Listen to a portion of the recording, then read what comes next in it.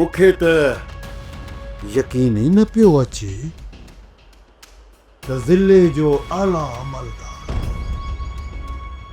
हाज़िरी भरण जे लाइ मुंहिंजे दर ते हाज़िर थियो आहे।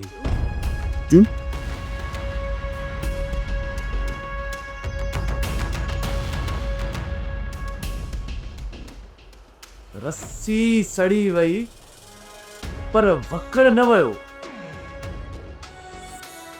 हेॾो पुछड़ो थियण खां पोइ बि चओ था त मां तव्हांजे दर जी हाज़िरी भरण आयो आहियां।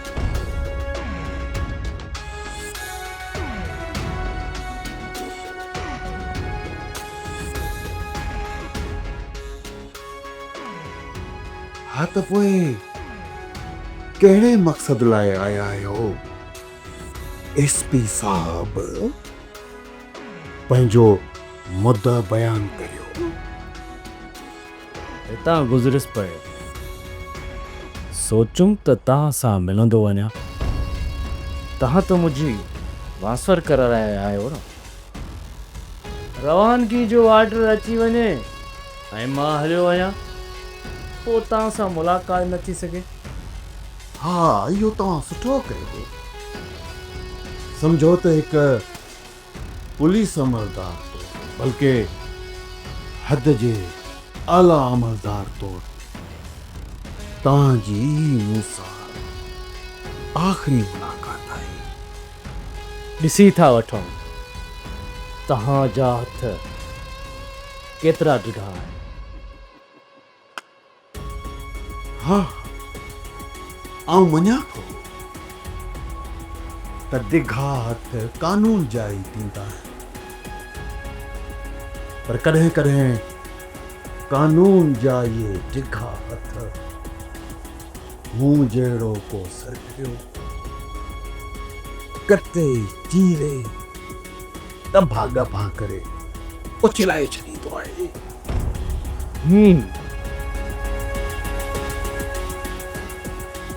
फेरोज़ ख़ान जी मूं ॾाढी ख़िदमत कई ऐं हा तव्हांजे प्यारे सूबेदार बचल खां बि ॾाढी ख़िदमत कराई।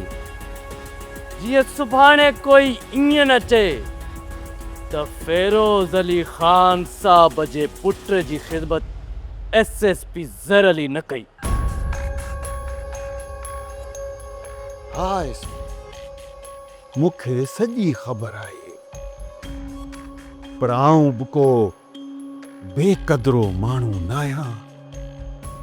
तोखे तुंहिंजी इन चाकरीअ जो सुहिणो फल ॾींदुसि, छा सम्झई? मूंखे बि इंतज़ार रहंदो सरदार साहब